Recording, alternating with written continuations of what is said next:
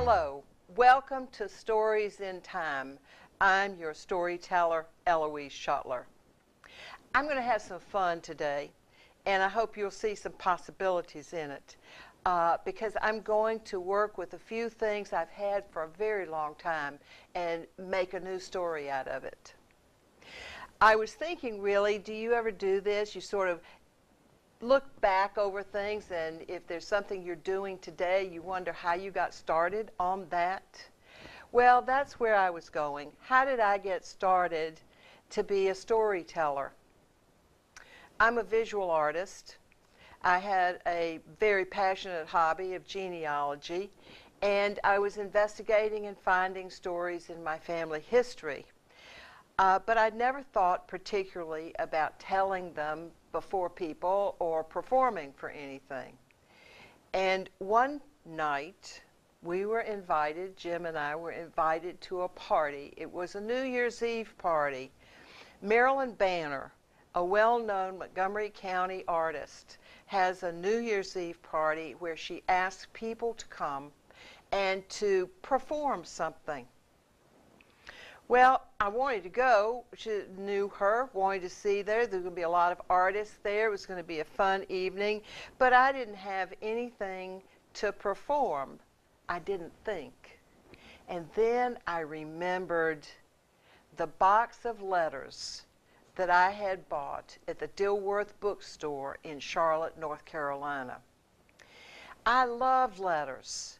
I've loved letters since I was 9 years old and was in boarding school during World War II and had to write home to my mother every week, and how I waited and waited for her letters, and I waited for my dad's letters. He was overseas. So at a very early age, letters became important to me. I walked into the Dilworth bookstore 25 years ago in Charlotte, poking around for North Carolina history, possibly something that would shed a little light on my own genealogy searchings of my own family, and I literally stumbled over a brown cardboard box sitting on the floor, and I sat down to see what in the heck was in it. And I met a lady there in that box, Mrs. Mattie Stewart, who was a DAR researcher, a Hodgkis family archivist, her own family and anybody she could reach to. And I related to her immediately. Like me, she was a saver. She didn't throw things away. And so there were letters in that box, copied of letters and original letters. Miss Stewart had died probably years before, and I assumed that the only way that box could have gotten to the back door of the Dilworth bookshop was somebody cleaned out her attic and tossed away her stuff, and the owner of the Dilworth bookstore bought it and brought it in, knowing that somebody like me would come in and would buy that box. For pennies, I must tell you. I think I paid about $15 for the box of goodies. And I went home. I didn't even read them. I just took a look at them, and I went home, and I sat down in my mother's living room and went through that box and found that I had, to me, some treasure. So that night, to Marilyn's party, I had said to Jim, I know what I can do. It's not a performance, but it'll be interesting. There are artists there, and there's going to be a lot of women there. And what if I read the Busy Woman letter? It was a Hodgkis family letter, and after I read it once, then a couple of times, I christened her the Busy Woman. I'll read it for you now, just like I read it for them that night. Mary Elizabeth Douglas Hodgkis writes to her nephew, Eliza Brooks Hodgkis, from Liberty, South Carolina on November the 30th in 1852. Think of it, 1852, small town. Dear nephew, it has been much longer before I wrote than I designed to have it. In addition to my housework and making winter clothes, etc., I have been employed when I could get the time in the art of painting and drawing. What can I say? There came a Frenchman to our town. What taught it?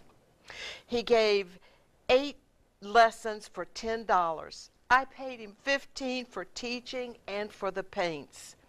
He was kind and he taught me very well.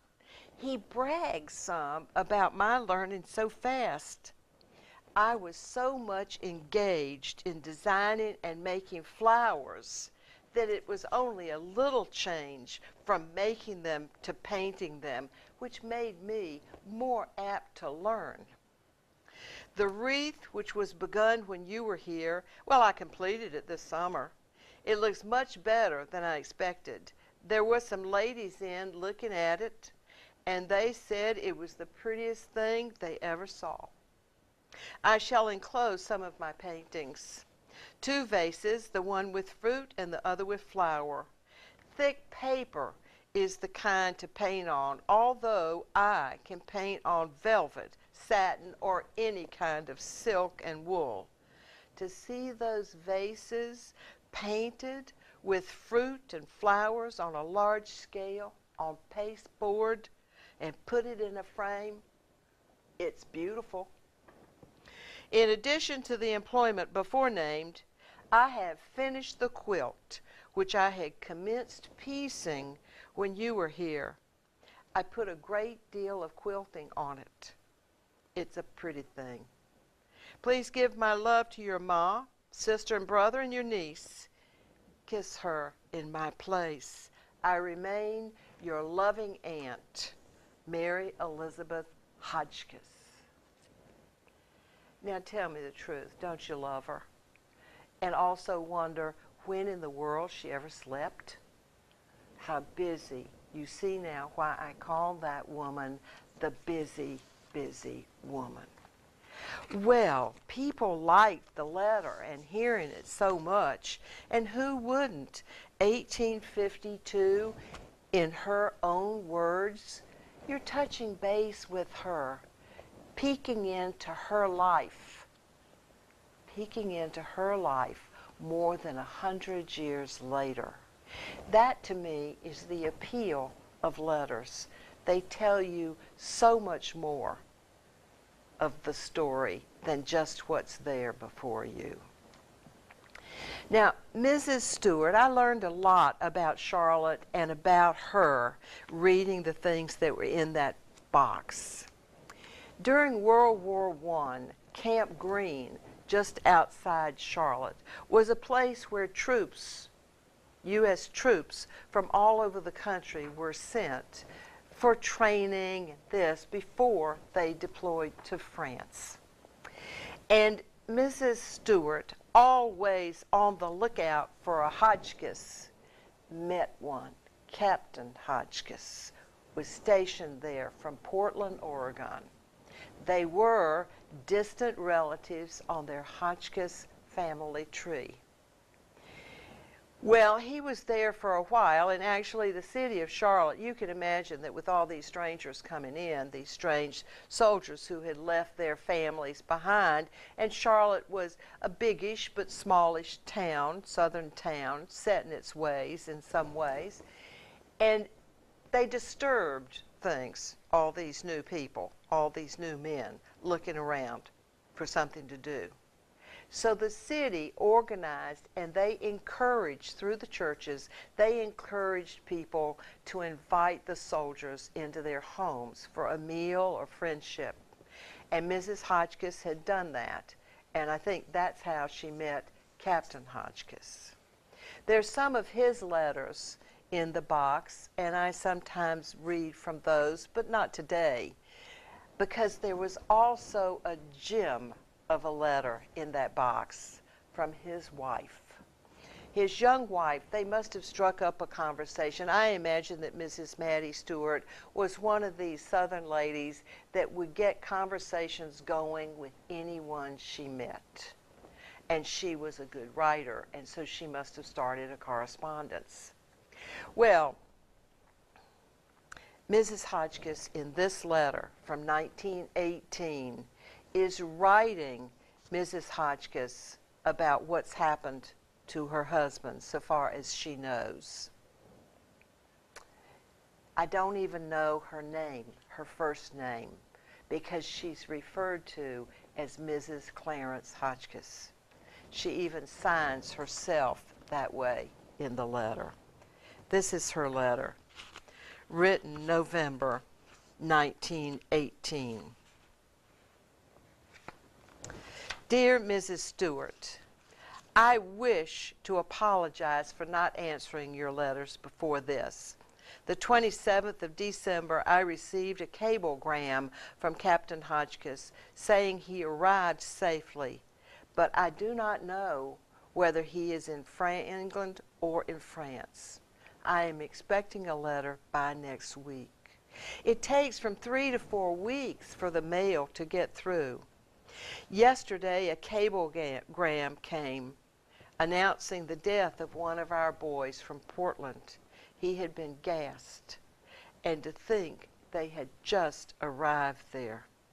If only something would happen to end this terrible war. I'm very sorry to hear your son is apt to be called. Those who have relations over there can realize what this war means. Captain Hodgkis spoke of you often. You surely made it pleasant for him while he was at Camp Green. Charlotte must be a very nice city. All the boys who wrote home could not say enough in regard to the treatment by the people of Charlotte. That will be one bright spot for them to look back on. Captain Hodgkis was called out with his regiment the 23rd of last March. I saw very little of him while he was stationed in Oregon, and the 9th of August he left here, and that's the last I've seen of him. I have just about completed my Red Cross course. They tell me I'm apt to be called on this spring as a first aid nurse or to drive a car. I'm very anxious to go to France. It does not make any difference to me what I do as long as I get over there. Hoping to hear from you from time to time. Very truly yours, Mrs. Clarence Hodgkis. What I know about her is from a newspaper clipping that was tucked into that letter from the Portland, Oregon newspaper. When Mrs., and there's a picture of her, a lovely young woman with a big rimmed hat. When Clarence Hodgkis went to war as captain of Company E, 162nd Infantry, 3rd Oregon, he left his wife in charge of his real estate and insurance business. Not only has Mrs. Hodgkis handled this business, but she has done all her own housework and has for the past 7 months been taking a training course to fit her to become a Red Cross nurse. Of the class, only 33 are to be graduated as qualified nurses.